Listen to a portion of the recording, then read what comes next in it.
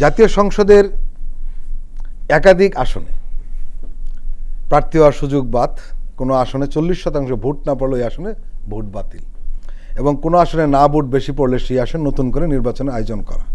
আমরা না ভোট আপনারা রাখছেন? নিশ্চয়ই রাখছি। আমি তিনটা ব্যাপারে একটু বলি। সেটা হচ্ছে যে আমরা একাধিক আসনে, আমাদের অনেকের অবাক লাগবে হয়তো, একসময় ব্যারিয়ারই ছিল না, মানে এটার একটা ফান আছে। এরশাদের বিরুদ্ধে একবার নির্বাচনে, মানে এটা কিন্তু এক রাতেই নিয়ম করা হয়েছিল। হঠাৎ একটা সিদ্ধান্ত হয় যে দুই নেত্রী এরশাদের বিরুদ্ধে 150 আসনে ইলেকশন করবে। আমাদের কনস্টিটিউশনে কিন্তু আগে কোনোবারই ছিল না। এই তথ্যটা সামহাও ফাঁস হয়ে যায় এবং তখনই নিয়ম করা হয় যে এক ব্যক্তি 5টি করতে পারবে না, রেস্ট্রিক্ট করা হয়। এক রাতের মধ্যে আরপিও অ্যামেন্ড করে এটা করা হয়েছিল। পরে এটাকে 3 আসন করা হয়েছে। মানে এটা আসলে কি দাঁড়ালো, দিনের শেষে তো আপনি একটাতেই এমপি থাকতে পারছেন, বাকি দুটো আপনি ছেড়ে দেন। মানে আপনি এই যে প্রথম একটা ফেভার নেওয়ার চেষ্টা করেন যাতে আপনার দেশও দ্রুত হতে পারে, এই চর্চাটা সুস্থ না। একটা দল যে দলটা ক্ষমতায় আসতে চায় সেই দলটা অবশ্যই তার সেই রকম ক্যান্ডিডেট থাকা উচিত বলে আমরা মনে করি, এবং পৃথিবীর কোথাও এই নিয়মটা পরে কিন্তু ওই বাতিল হয়ে যাওয়া বা ছেড়ে দেওয়া আসনে কিন্তু আলাদা অন্যরকম ইলেকশন হয়, পুনর্নির্বাচন হয় এবং অন্য এমপি আসেন। কারণ প্রত্যেক কনস্টিটিউয়েন্সিতে তো দিনের শেষে একজন এমপি থাকবেন এবং একজন এমপি একটা কনস্টিটিউয়েন্সি। তখন কিন্তু আরেকটা সুযোগ তৈরি হয়, সেটা হলো যেহেতু তারাই ক্ষমতায় আসে তখন ওই আসনগুলোতে প্রভাব বিস্তার করতে পারে, বা এই যে যেহেতু ওনারা ক্ষমতায় চলেই গেছেন সুতরাং আমরা এখানে আসি। ওই যে ফ্রি কম্পিটিশনটা সেটা আসলে হয় না, সেই কারণে এটা নিয়ে বলেছে। আর 40%-এর ক্ষেত্রে এটা ইম্পর্টেন্ট, কারণ হলো একটা দেশে আমাদের, মানে আমরা একটা তো, আপনি তো আপনার নিয়ম কানুন করবেন আপনার জার্নির ওপর, আপনি যে জার্নির মধ্য দিয়ে যাচ্ছেন তাতে কি কি প্রবলেম আপনার দেশে হচ্ছে। কেউ কেউ বলে এটা কি কোথাও আছে, এটা খুব ভুল কথা। আপনার আমার প্রবলেম আমি সমাধান করব। ওই দেশে কি প্রবলেম আছে, আমার দেশে তো আছে।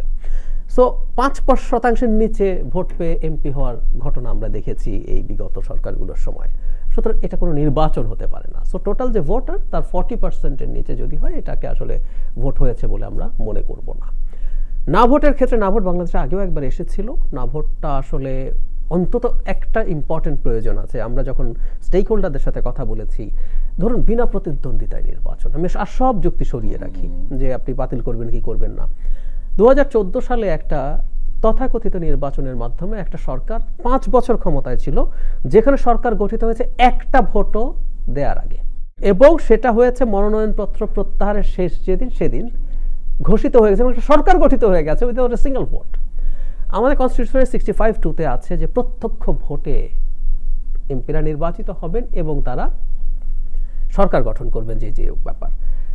এরকম একটা ঘটনা ঘটলো এবং আমরা 5 বছর এমন একটা সরকারের অধীনে ছিলাম যেখানে নাটক হয়েও বা কোনো না কোনো রকম পরিহাস করেও একটা নির্বাচন হয়ই নাই, মানে ভোট নেই।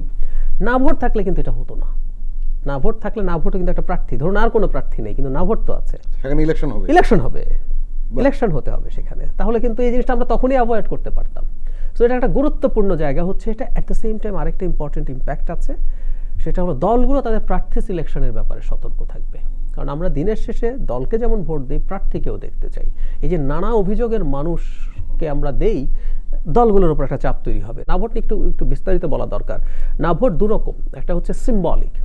না ভোট ফার্স্ট হলেও নির্বাচন বাতিল হবে না, যিনি সেকেন্ড তিনি নির্বাচিত হবেন। আমাদের 1-11 সময় এই না ভোট ছিল, ভারতেও এটা। কিন্তু আমরা এখন বলছি না ভোট যদি সর্বোচ্চ হয় ইলেকশন বাতিল হবে। ইন্দোনেশিয়াতে আছে, পোল্যান্ডে আছে। এখন এটাই হওয়া উচিত। আচ্ছা, যদি এটা নাও হয়, যদি তাত্ত্বিকভাবে বলছি, এটা যদি না ভোটটা ইটসেলফ কিন্তু একটা চাপ তৈরি করবে। আপনি জানেন কি না, মানে দর্শকরা হয়তো অনেকেই জানেন না, 2008 সালে না ভোটের চাইতে বেশি ভোট পেয়েছে 6টা দল। আমাদের 40টার মতো দল নির্বাচন করে, না ভোটের দিক থেকে সপ্তম হয়েছিল।